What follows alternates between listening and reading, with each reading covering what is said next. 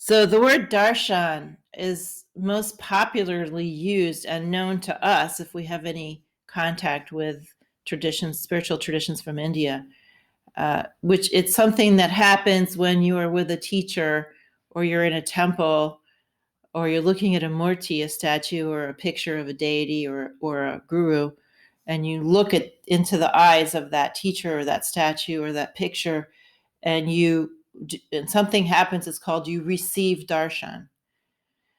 So it's almost used in the sense of sort of like a mini Shaktipat, where you receive some kind of possibility for a greater opening, or you have some kind of experience looking into the eyes of a statue, a picture, or a living person who has some realization. This is called getting darshan. And then you'll hear casually people say in India or even here, I'm going to such and such a temple because so-and-so is giving darshan, or I'm going to go meet this teacher who's giving darshan, or I'm going to go get darshan from Durga or Hanuman in the temple. And I think for your average person going to a temple in India, it really just means you're going to go look at the statue or you're going to go meet the teacher. It doesn't even necessarily mean that anything spectacular is going to happen, but it does mean sort of some kind of blessing or some kind of spiritual event, even if you just experience it as ordinary. But in the direct realization traditions, we go much more deeply into this word or the darshan, or even if we don't use darshan, even if we don't use that word, we're going to explore it in many different ways. So I actually just pulled some of the most pertinent meanings of darshan out of a Sanskrit dictionary online, and there was dozens of them. Most of them related directly to the words that I'm going to tell you now. But so there's the most important, I think, aspect of darshan is twofold. One is that darshan is pretty much the same as the word towa, Towa in Tibetan, and it means view. And in the Indian traditions, particularly the direct realization traditions, view is the way that you see the world or the way that you experience things once you are more realized. And particularly in the direct realization traditions from all over the world, not just India, having view teachings, whether or not they're called that, are the most important teachings you can get from a teacher. So we could say that the teacher is giving you darshan when they're giving you view teachings, because those view teachings about cosmology and the meaning of what is the self, what is the purpose of human life, how do we come to be, how do we go out of being, the process of dying, why do we do sadhana, what's the result of sadhana, what's everything made out of. Those kinds of questions are all view teachings, and they're also what we are wanting to realize through our practice. So the teacher gives view teachings, and in the best possible circumstance, the view teachings are transmission teachings, which means that if you have that capacity and the teacher has that capacity, then you're able to have some experience of those view teachings directly simply by hearing them be talked about. So an example of this is if people come to teachings for the first few times and they have an experience of, I already knew all this. I'm hearing the things that I already knew, or I feel like I'm coming home to what I already knew.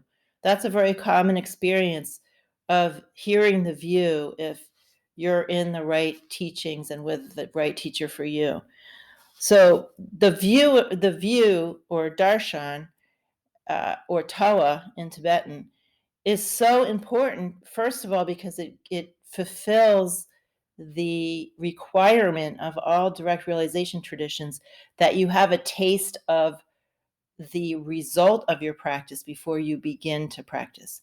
So view teachings give you that beacon, that taste, that foreshadowing. It gives you this experiential foreshadowing of what you're going to realize for yourself through your practice.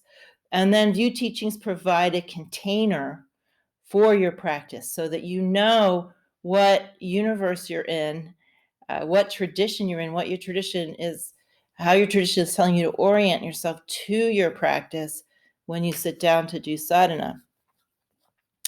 So, for instance, if your tradition tells you that the purpose of practice is to achieve salvation so that you'll be taken up into heaven when you die, that's a view teaching. Every tradition has view, whether or not they call it that explicitly. If you have that view, or if you're practicing with more like the view from the direct realization traditions, that your view is to realize the natural state and just relax in that, and you don't have to go anywhere to do that, then when you sit down to do mantra or puja or kriya yoga or whatever you're doing, you're going to have a very different experience, a very different orientation to that, depending on what the view that you're coming to it with. So the view means something like the worldview or the philosophy, although I hate that word. It's from the Western traditions, obviously. It means love of knowledge. And it really has a different connotation than view.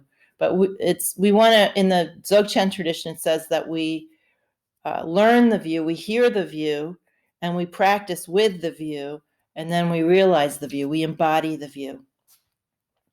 However, I just have to say, after having gone through that whole thing about view as Darshan has view, that the ultimate teaching is that we do not hold any view. So I'm actually quoting from Machik Lapdrone, who was the Tibetan yogini and became a Dakini, who brought the practice of Chud into the human realm.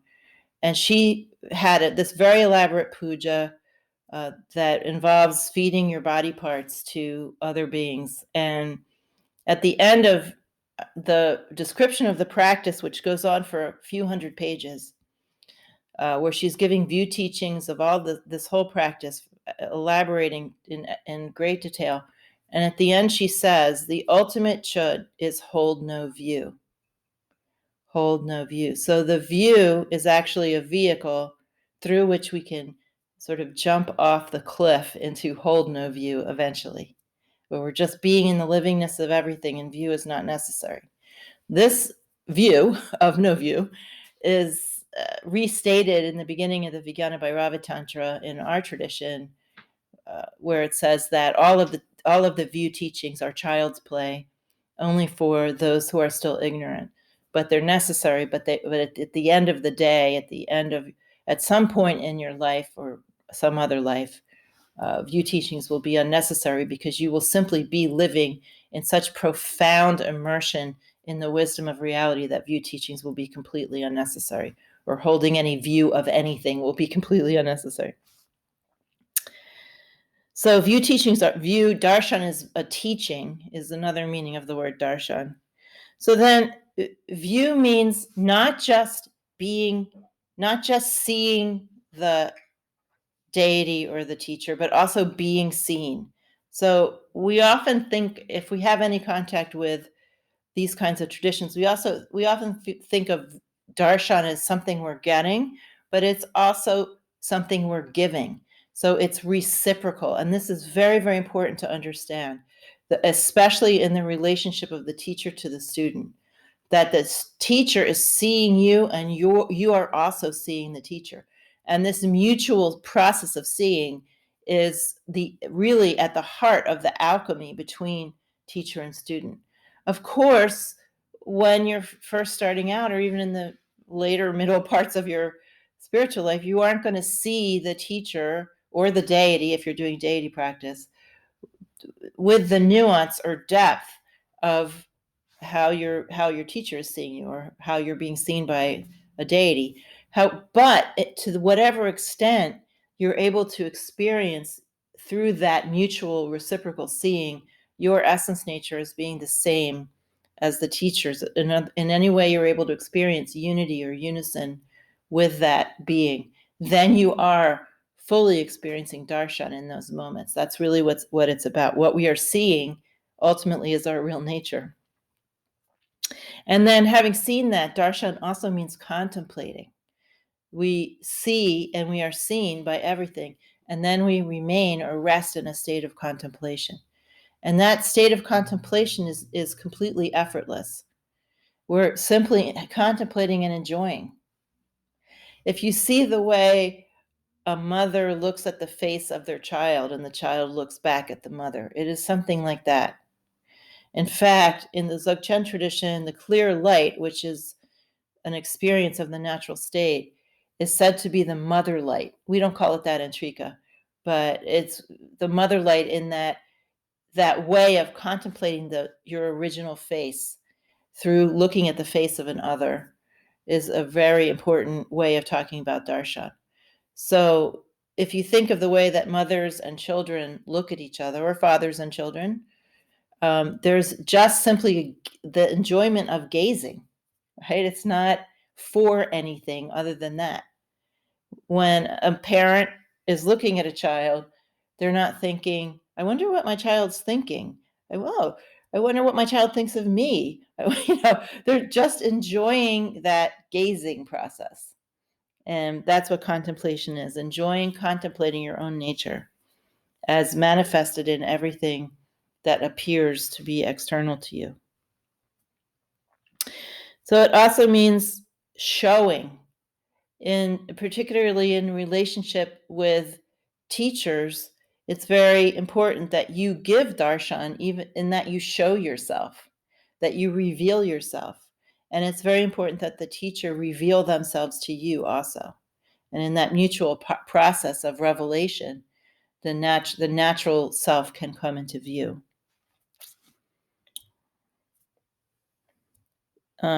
There's one meaning of darshan that I didn't know about when I read this list today, which is sacrifice, yagya. And what are we sacrificing when we are in a condition of real darshan? Is we're sacrificing all of our karmas. This is what we're always sacrificing. This is the real yagya, right? Is that we're all conditioning in that small moment, perhaps, or maybe it's not a small moment, when we're experiencing real darshan, when we're allowing ourselves to be seen, and we're allowing ourselves to see, and we're being seen, and whoever we're seeing is also allowing themselves to be seen. That is a sacrifice, right? It's a sacrifice of conditioning, but it's also a sacrifice in the sense of devotional. If we think about the Bhagavad Gita, where the basic form of the yagya is pouring self into self. So the pujari is pouring ghee into the fire, or whatever they're pouring into the fire, and both the pujari and the ghee and the fire and the act of worship are all devotional. So in that real moment of darshan, there's this devotional pouring of self into self, emerging, and a recognition of unity. And finally, there's two meanings of darshan that relate to everything I just said. One is meeting, that we're truly meeting ourselves in everything. That is darshan. And then finally, presence.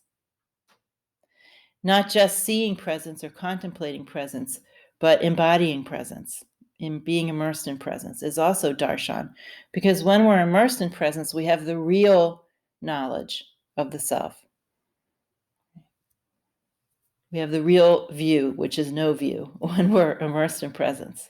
That is the ultimate darshan. Simply to be immersed in presence is the ultimate darshan. We are then, it is equal to seeing, contemplating, enjoying the real nature of the self, or of reality, same thing.